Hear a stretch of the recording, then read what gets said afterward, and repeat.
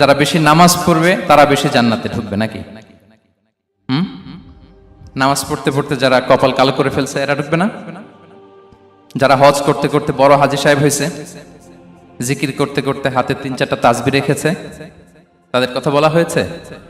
এগুলো নিঃসন্দেহে অনেক বড় আমল, কিন্তু সবচাইতে বেশি জান্নাতে প্রবেশ করাবে যে আমল, বিষ্ণু বললেন, এক হচ্ছে আল্লাহর ভয়, আরেক হচ্ছে সর্বোত্তম আচরণ। প্রিয় ভাইরা, ইসলামের মেজাজটাকে চিনে নেন, ইসলামের এসেন্সটাকে বুঝে নেন।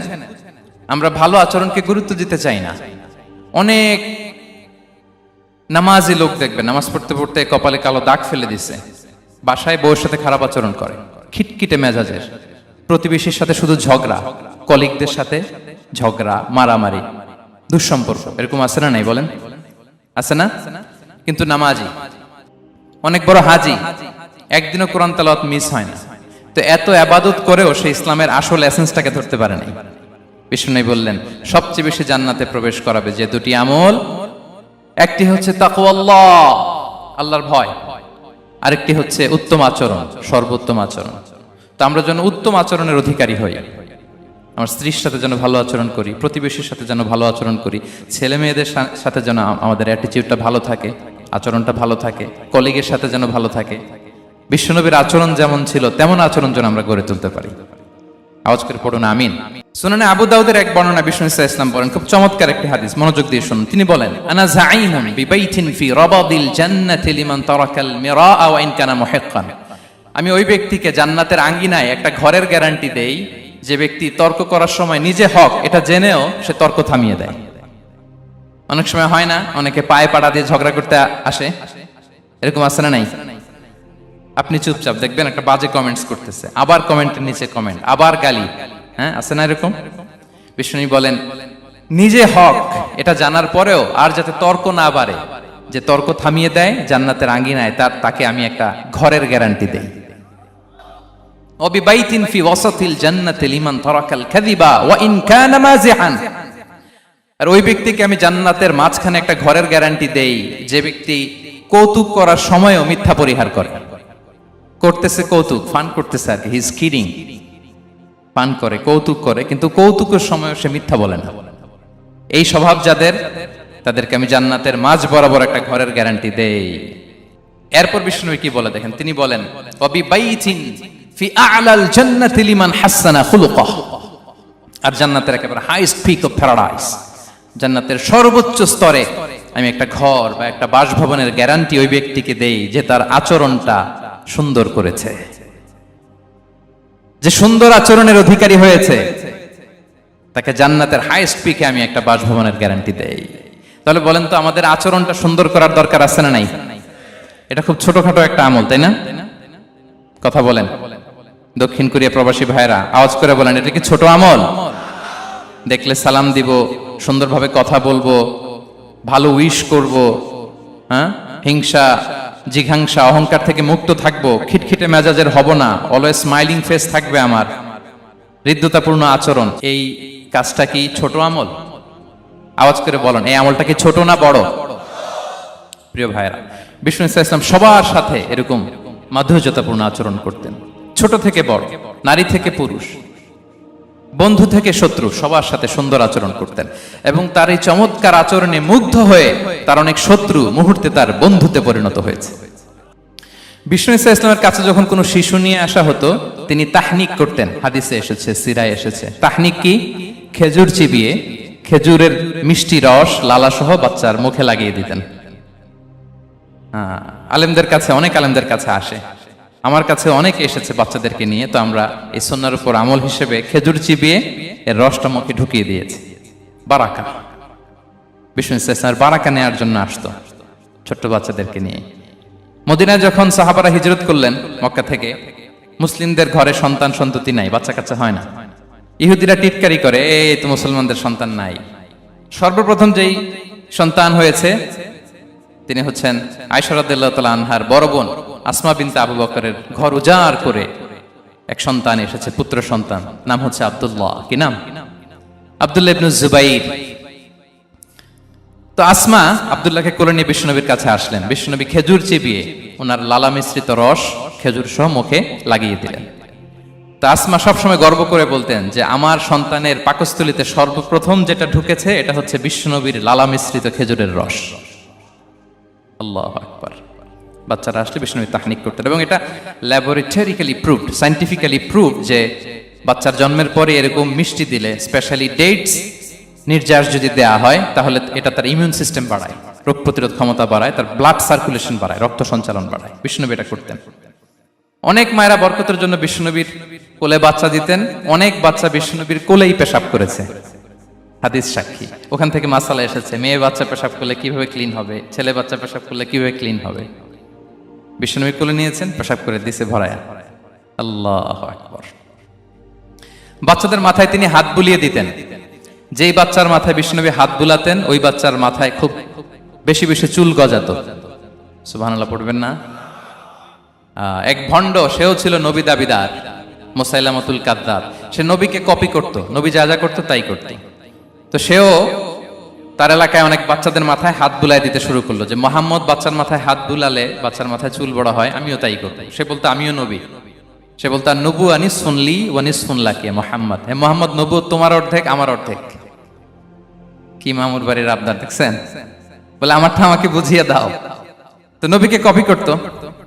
বিশ্বনবী কুয়ার মধ্যে লোনা পানির কুয়ায় থুতু ফেললে মুহূর্তে লোনা পানির কুয়া মিঠা পানির কুয়ায় পরিণত হতো। তো এই বদমাসটা যখন কপি করে থুতু মারছে ওদের এলাকার কুয়ায়, ওটা ছিল মিঠা পানি, ওটা মুহূর্তের মধ্যে লোনা পানির কুয়া হয়ে গেছে। তো বিশ্বনবীকে কপি করে সে তার এলাকার নবজাতক বাচ্চাদের মাথায় যখন হাত বুলিয়ে দিতে শুরু করলো, পরবর্তীতে দেখা গেল ওই বাচ্চাগুলো আজীবন ছিল টাক মাথা। চুল বাড়বে তো দূরের কথা, এদের মাথায় চুলই ওঠে নাই। আল্লাহু আকবার। মুজিজাতুন নবী। তো বিশ্বনবী মাথায় হাত বুলিয়ে দিতেন, বাচ্চাদেরকে চুমু খেতেন। আপনারা বাচ্চাদেরকে কোলে নেবেন, আদর করবেন, চুমু খাবেন, বিশ্বনবীর সুন্নাহ এটা। বাচ্চাদের সালাম দিতেন। মাঝে মাঝে বাচ্চাদের সাথে মজা করতেন, তাদের সাথে খেলাধুলা করতেন। বাসায় সময় পেলে এটা করবেন, ছেলেমেয়েদেরকে নিয়ে খেলতে নেমে যাবেন। শুধু বাচ্চাদের সাথে ফান করতেন এমন না, ভুল দেখলে শুধরে দিতেন। এক ছোট্ট বাচ্চা কোলে বসে খাবারের প্লেট থেকে এখান থেকে ধরে ওখান থেকে ধরে, তাও বাঁ হাতে। বিশ্বনবী বললেন, ইয়া গোলাম সাম্মিল্লাহ, বিসমিল্লাহ বলো। কুল বিয়ামিনি, বাঁ হাতে নয় ডান হাতে খাও। ওয়া কুল মিম্মা ইয়ালিক, আর এদিক সেদিক থেকে নয়, তোমার সামনে যেটা আছে ওইটা খাও। সুবহানাল্লাহ। শুধরে দিতেন। সাদাকার খেজুরের স্তূপ ছিল, জাকাতের খেজুর। হাসান রাদিয়াল্লাহু তাআলা আনহু, বিষ্ণু ইসলামের দহিত্র, ছোট্ট মানুষ, হাঁটতে হাঁটতে যে খেজুরের স্তূপের দিকে খেজুর নিয়ে খেলতে যায়, হঠাৎ একটা খেজুর খেতে আরম্ভ করলেন। বিষ্ণু বললেন, কিখ কিখ, থামো থামো, ওয়াক থু থু।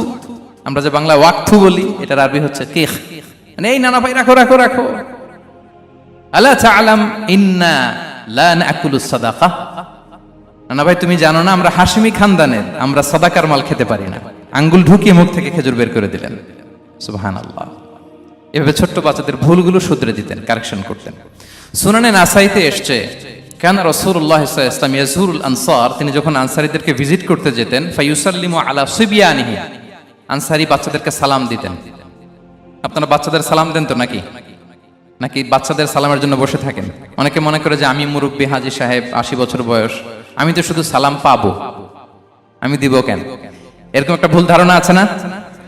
সালাম শুধু ছোটরা দিবে, ব্যাপারটা কি এমন না? ছোটরা বড়দের দিবে, বড়রা ছোটদের দিবে, সবাই সবাইকে দিবে, ঠিক কিনা বলেন?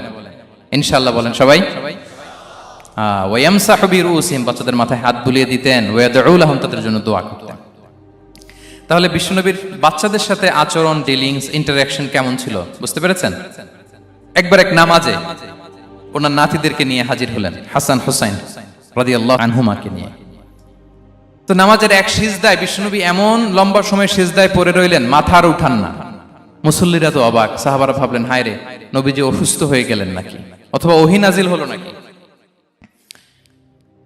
নামাজ শেষে সাহাবারা জিজ্ঞেস করলেন, ইয়া রাসূলুল্লাহ, আপনি কি অসুস্থ হয়েছেন নাকি ওহী নাজিল হচ্ছিল? এত লম্বা সিজদা দিতে তো কখন দেখি নাই। বিশ্বনবী বললেন, না না, কুল্লুন যালিকা লাম ইয়াকুন, কোনটাই না, বরং ওয়ালাকিন্না বিনি ইরতাহালানি, আমার নানা ভাই হাসান হুসাইন সিজদারত অবস্থায় আমার পিঠের উপরে উঠে বসেছিল। ফাকারিহতু আন উআজ্জিলাহু হাত্তা ইয়াকদিয়া হাজাতা, আমি উঠে গেলে তাদের ডিস্টার্ব হবে, এজন্য সিজদায় পড়েছিলাম। যতক্ষণ তাদের পিঠে উঠে খেলতে মনে চেয়েছে তারা খেলেছে, তারা নেমেছে, তারপরে সিজদা থেকে মাথা উঁচু করে দাঁড়িয়েছি। সুবহানাল্লাহি বিহামদিহি। তো আমরা কাঁধে নিয়ে খেলবো তো দূরের কথা, আমরা অনেকে বাচ্চাদেরকে মসজিদে দেখলেই রেগে যাই, আছে না নাই? অনেক মুরব্বীরা আছে মসজিদে বাচ্চা দেখতে পারে না, দেখবেন হ্যাঁ, খিটখিটে মেজাজের হয়ে যায়, রিয়্যাক্ট করে।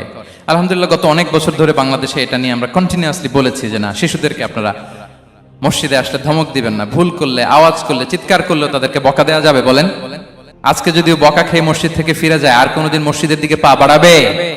ও যাবে ক্লাবে, হ্যাঁ, ও যাবে গানের কনসার্টে, আর ফেরাতে পারবেন মসজিদে? আর আসবে না। খবরদার, আপনার একটা ধমকের কারণে মসজিদমুখী কোনো শিশু যেন অন্যদিকে না যায়। বুঝাবেন যে আব্বু এটা আমাদের ইবাদত গাহ, পবিত্র জায়গা, এখানে দুষ্টামি করতে হয় না, আওয়াজ করতে হয় না, আল্লাহ তোমাকে অনেক গুনাহ দিবে। গুনার ভয় দেখালে কিন্তু বাচ্চারা আর দুষ্টামি করে না, দেখবেন, ঠিক কিনা বলেন? এই সেন্সটা তাদের আছে, এভাবে বুঝাবেন। মুসনাদে আহমদ একটা হাদিস এসেছে, বিষ্ণু ইসলাম ওনার চাচাতো ভাইদেরকে নিয়ে দৌড় প্রতিযোগিতা করাতেন, লাইন ধরে দাঁড় করাতেন আর বলতেন মান সাবাকা ইলাইয়া ফালাহু কাদা ওয়া কাদা, সবাই দাঁড়াও, দেখি কে কার আগে আমাকে দৌড়ে ধরতে পারে, যে ধরতে পারবে তাকে পুরস্কার দেব। আল্লাহু আকবার। এবং বিশ্বনবীর এই কথা শুনে সবাই দৌড়ে যে বিশ্বনবীর ঘাড়ের উপর উঠতো, বুকের উপর উঠতো, ঝাঁপিয়ে পড়তো, বিশ্বনবী সবাইকে ধরে আগলে নিতেন, প্রত্যেকের গালে চুমু খেতেন। পড়েন সুবহানাল্লাহ। এই ছিল শিশুদের প্রতি বিষ্ণু ইসলামের আচরণ। তো আমরা এরকম আচরণ করি কিনা? আমাদের আচরণটা আমাদের বাচ্চা, আমাদের আত্মীয় স্বজনের ছোট ছেলে মেয়ে, আমরা কোথাও শিশুদেরকে যদি দেখি, আমরা তাদের সাথে কিভাবে আচরণ করি একটু মিলিয়ে নিন। কার আচরণ কেমন, এরকম করেন কিনা আমি আর জিজ্ঞেস করতে চাইলাম না, জাস্ট আস্ক ইউরসেলফ, নিজেকে জিজ্ঞেস করুন যে আমরা আমাদের বাচ্চাদের সাথে এরকম আচরণ করি কিনা। সাহাবারা তো সবচাইতে বেশি বিশ্বনবীর সঙ্গ পেয়েছেন, তাই না? তাদের সাথে কেমন আচরণ ছিল? যে আয়াতটি দিয়ে আমি শুরু করেছি, আল্লাহ বলেছেন ফাবিমা রাহমাতিম মিনাল্লাহি লিনতা লাহুম ওয়ালাউ কুনতা ফাযযান গালিযাল কলবি লানফাদ্দু মিন হাওলিক। সাহাবারা বিশ্বনবীর এত ভালোবাসা পেয়েছেন, এত সুন্দর আচরণ পেয়েছেন, তারা বিশ্বনবীকে সব সময় আগলে রাখতে চাইতেন, ঘিরে থাকতে চাইতেন, তার সঙ্গ ছাড়তে চাইতেন না। পড়েন সুবহানাল্লাহ। বাসায় ভাল লাগে না, বিশ্বনবীর কাছে চলে যেতেন। ওয়াইফের সাথে মনোমালিন্য, নবীর দরবারে চলে যেতেন। এমনকি কোন সাহাবীর পেটে যদি ক্ষুধা লাগতো, ঘরে খাবার না থাকতো, তারা বিশ্বনবীর কাছে চলে যেতেন। তারা বলতেন নবীর চেহারার দিকে তাকিয়ে থাকলেই আমাদের ক্ষুধা মিটে যেত। আগলে রাখতেন সবসময় বিষ্ণু ইসলামকে। আর সবসময় বিষ্ণু ইসলাম একটা স্মাইলিং ফেস নিয়ে তাদের সাথে কথা বলতেন, মুচকি হাসবেন। বিষ্ণু বলেন তাবাসসুমুকা ফি ওয়াজহি আখিকা সাদাকা, you smile to your brother, it's a charity. তোমার ভাইয়ের দিকে তাকিয়ে তুমি যে মুচকি হাসো, এটা সাদাকা দেওয়ার সওয়াব কামিয়ে ফেলো তুমি। এবং সাহাবারা বলতেন মা রাআইতু আহাদান আকসারা তাবাসসুমান মিন রাসূলিল্লাহ সাল্লাল্লাহু আলাইহি সাল্লাম। বিশ্বনবীর চাইতে বেশি কাউকে আমরা কোনোদিন মুচকি হাসি দিতে দেখিনি। মুচকি হাসেন তো আপনারা? মুচকি হাসবেন, হাসলে যদি সাদাকার সওয়াব হয় তো আমরা মুখ গোমরা করে রাখবো কেন? দেখবেন যিনি মুচকি হাসে তাকে সবাই পছন্দ করে, আর যিনি গোমরা মুখ থাকে তার দেখতে ভালো লাগে। আমার ভালো লাগে না, আপনাদের লাগে? হাসি কিন্তু সংক্রামক, ইতিবাচক ভাবে সংক্রামক। আপনি হাসলে দেখবেন হেসে হেসে কথা বলে, যার সাথে বলতেছেন তারও একটা হাসি। আপনি গোমরা মুখ থাকলে ওই ব্যক্তিও গোমরা মুখ, ঠিক কিনা বলেন? এবং মুচকি হাসলে স্বাস্থ্য ভালো থাকে, মানসিক স্বাস্থ্যের সাথে এটা সম্পর্ক আছে। দেখেন বিষ্ণু ইসলাম কেমন কনসিডারেট ছিলেন। বিশ্বনবী যদি কারোর সাথে মুসাফা করতেন, ভাই একটু হাত মিলান তো, এই যে ওই লোক হাত সরানোর আগে বিশ্বনবী হাত সরাতেন না। যখন উনি হাতটা টান দিত তখন নবী হাত টান দিতেন। কারোর সাথে কথা বলার সময় এইভাবে আর চোখে তাকাতেন না, এইভাবে না। কথা বলতে হইলে ঘুরে তার দিকে হয়ে তাকে সম্মান দিয়ে, রেসপেক্ট দিয়ে কথা শুরু করতেন। কেউ কোনো গুরুত্বপূর্ণ কথা কানে কানে বলতে চাইলে তিনি কথা শেষ না হওয়া পর্যন্ত মাথা সরাতেন না। সুবহানাল্লাহ, আসতে বলেন। আল্লাহু আকবার, আল্লাহু আকবার। একটু মিলিয়ে নেই, আসলে কি আমরা পারি এত চমৎকার আচরণ উপহার দিতে? কতটা কনসিডারেট ছিলেন দেখেন। এক বেদুইন, অক্ষরজ্ঞানহীন মানুষ, সভ্যতার ছোঁয়া তার মধ্যে লাগেনি। সে মসজিদে নববীতে ঢুকে একবার মসজিদে নববীর মাঝখানে পেশাব করা শুরু করলেন। কি করা শুরু করলেন? কোথায়? টয়লেটে? কোথায়? ইসলামের সবচাইতে দ্বিতীয় সবচাইতে পবিত্র জায়গা বিশ্বনবীর মসজিদের মাঝখানে। সাহাবারা তাকে মারতে উদ্ধত হলেন। বিশ্বনবী বললেন দাও, থামো থামো, এই থামো থামো। কারণ প্রস্রাব করার সময়, টয়লেট করার সময় হুট করে কাউকে ধমক দেওয়া যায় না, ডাকা যায় না, দরজায় বড় নক করা যায় না। করলে তার ক্ষতি হতে পারে, এটা করবেন না। বিষ্ণু বললেন দাউ ওয়া হারিকু আলা বাউলিহি সাজলান মিন মা, এই রাখো রাখো, বেচারাকে পেশাব করতে দাও, করতে দাও, করতে দাও, পেশাব করতে দাও। সে পেশাব শেষ করলো, বিষ্ণু বললেন এক বালতি পানি ঢেলে দাও। এই এক বালতি পানি বালুতে মিশে জায়গাটা পরিষ্কার হয়ে যাবে। এরপর বিষ্ণু সাল্লাল্লাহু আলাইহি ওয়াসাল্লাম বললেন ফা ইন্নামা বুইসতুম মুয়াসসিরিন ওয়া লাম তুবআসু মুআসসিরিন, তোমরা এত কঠোর হচ্ছ কেন? আল্লাহ তো তোমাদেরকে কঠোর করে পৃথিবীতে পাঠাননি, সহজপন্থী করে আল্লাহ তাআলা আমার এই উম্মতকে পৃথিবীতে পাঠিয়েছে। পড়েন সুবহানাল্লাহ।